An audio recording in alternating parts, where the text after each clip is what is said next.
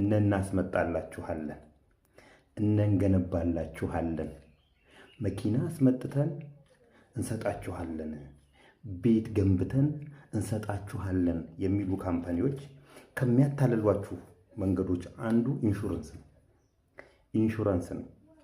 መኪናውን ካላስመጣውልህ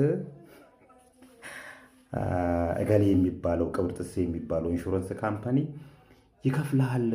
ስለዚህ አትስጋ። እኔ በቅብጥሴ ዓመት ገንብቼ ካላስረከብኩ እንትና የሚባለው የኢንሹራንስ ካምፓኒ ብርህን ይመልስልሃል ከነወለዱ። ወገኖቼ እንደዚህ አይነት ኢንሹራንስ የለም። እኔ ድንገት ከሰረኩህ እንትና ይከሰጥሃል እኮ ነው በሌላ ቋንቋ። ኢንሹራንስ ካምፓኒ ለምን ይቋቋማል? እንደዚህ ከሆነ እንትና ከሰረቀኝ ብሬን ይመልስልኛል ብለህ እንዴትስ ታምነዋለህ? እንደዚህ አይነት ኢንሹራንሶች የካሸርና የገንዘብ ያዥ ወይም ደግሞ ገንዘብ እጃቸው ላይ የሚንቀሳቀስ የሚገባ ኢንሹራንስ አለ። ፌንደሊቲ ጋራንቲ ነው። እነዚህ ሰዎች ስጋት አለባቸው። ሜቢ መንገድ ላይ ሲንቀሳቀሱ ወይ የሆነ ነገር እንትን ሲሉ ለሚደርስባቸው አደጋ የሚገባ ነው። በእነሱ ምክንያት ባልሆነ ጉዳዮች፣ በራሳቸው ምክንያት ከሆነ አይከፈልም።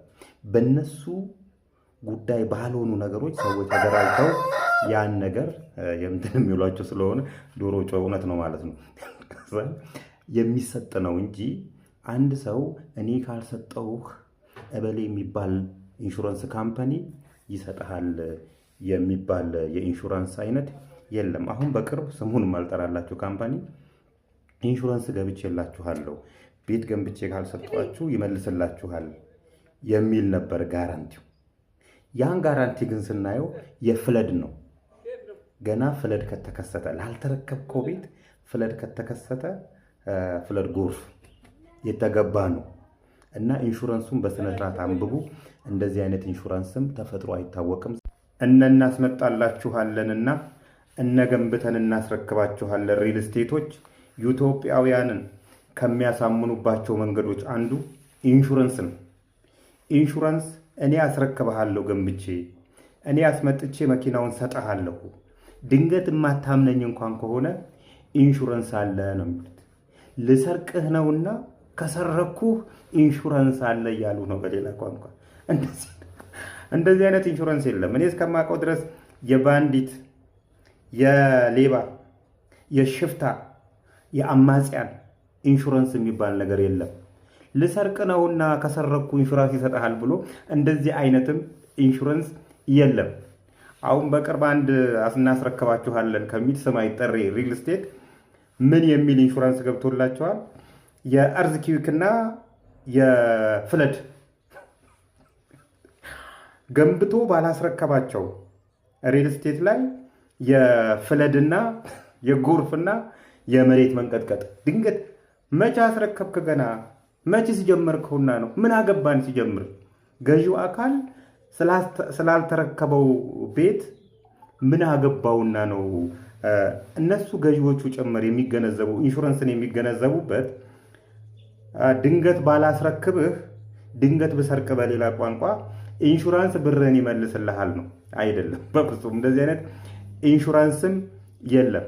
በፍለድና በእርዝኪዊክ ኢንሹራንስ ተታላችሁ ቤት ሰርቶ ያስረክበናል፣ ካላስረከበን ደግሞ ኢንሹራንስ ይከፍለናል የምትሉ ሰዎች ምን አይነት ቡዳ ነው ግን የበላችሁ?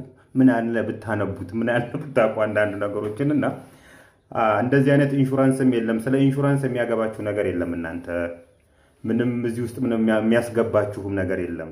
የመሬት መንቀጥቀጥ ተነስቶ እንደው ከገለበጠው ኃላፊነቱን ራሱ ሰራለሁ ያለው ይሰድ። ጎርፍም መጥቶ የሚጠራርገው ከሆነ ከነሱ ይጀምርና ይጠራርጋችሁ። እናንተ እዚህ ውስጥ የሚያገባችሁ ነገር የለም ባልተረከባችሁበት ነገር ለማለት ነው። በዚህ አጋጣሚ ግን መምጣቴ ካልቀረ እዚህ ሰፈር ኢትዮጵያ ቴክኖሎጂን እና ኢትዮፒካር የተባሉ እናስመጣላችኋለንን እስቲ ማስረጃ ያላችሁ ሰዎች ጀባ ብትሉኝ ምን ይላችኋል? መኪና በዱቤ አስመጣላችኋለሁ ከሚሉን ድርጅቶች መካከል አንዱ ኢትዮጵያ ቴክኖሎጂ ነው። ይህን ድርጅት ልናየው ወደድን ዛሬ። መኪና በዱቤ ይመጣልናል የሚሉ ምዕመናን ከስተመሮች መጀመሪያ ለዚህ ድርጅት መመዝገቢያ 89700 ብር መክፈል ይጠበቅባቸዋል። ይሄ መመዝገቢያ ከከፈሉ በኋላ በዕለቱ የመኪና ዋጋ ከ3 እስከ 4.5 ሚሊዮን አይነት አላቸው መኪኖቹ። የዚህን 30% ታስገቡና መኪናው ሲደርሳችሁ ሲመጣላችሁ 5% ትከፍሉትና 65%ቱን በ10 ዓመት ክፍያ እሰጣችኋለሁ ነው የሚለው። በ10 ዓመት ውስጥ እናንተ በየወሩ 36401 ብር ትከፍሉኛላችሁ ለ10 ዓመት ይላል። አሁን ይህን ስናሰራው ጠቅላላው በ10 ዓመት ውስጥ የምከፍሉት 4,368,120 ብር አካባቢ ይሆናል። ጠቅላላ የምትከፍሉት ማለት ነው 5,258,120 ብር ይሆናል ማለት ነው። በዚህ ስሌት ካሰላ ነው አራውንድ 2.2 ሚሊዮን ብር አካባቢ ኢንተርስት ነው። ይሄ ኢንተርስት 10% ኢንተርስት ፍላት ሬት ይመጣል። 10% አሁን ላይ ማነው በ10% ሊያበድረን የሚችለው ፋይናንሻል ኢንስቲትዩሽን ወይም ባንክ ብለን ስንጠይቅ አግሪመንቱ ላይ አልተቀመጠም። የትኛው ባንክ የትኛው ፋይናንሻል ኢንስቲትዩሽን እንደሚያበድረን አልተገለጸልንም። እዚህ ጋር ጥርጣሬን የሚፈጥሩ ነገሮች አሉ። ሌላኛው በ90 የስራ ቀናት አስረክብሃለሁ ይላል።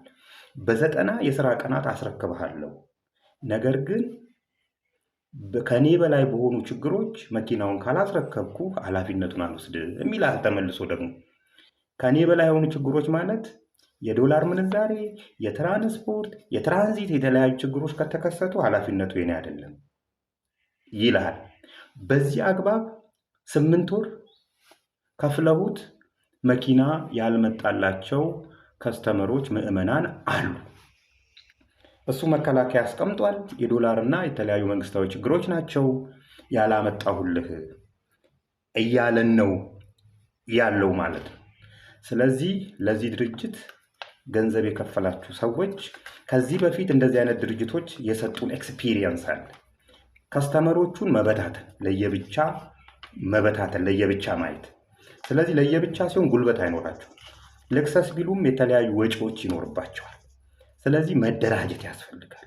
መደራጀትና ወይም ገንዘባቸው እንዲመለስ ወይም መኪናቸው እንዲመጣላቸው ማስቻል ይጠበቃልና ተደራጁ እላችኋለሁ። በዚህ አጋጣሚ ለዚህ ድርጅት ገንዘብ ከፍላችሁ ብራችሁን ማስመለስ የምትፈልጉ ሰዎችና መደራጀትና መተዋወቅ የምትፈልጉ ሰዎች በውስጥ መስመር ስልካችሁን ላኩልኝና እንድትደራጁ ላግዛችሁ እችላለሁ። እናንተ ደግሞ ኮፒ፣ ሼር፣ ፎሎ ምናምን አርጉና ለሰው እንዲደርስ አርጉ። ሌሎኞቹን ደግሞ እንቀጥላለን።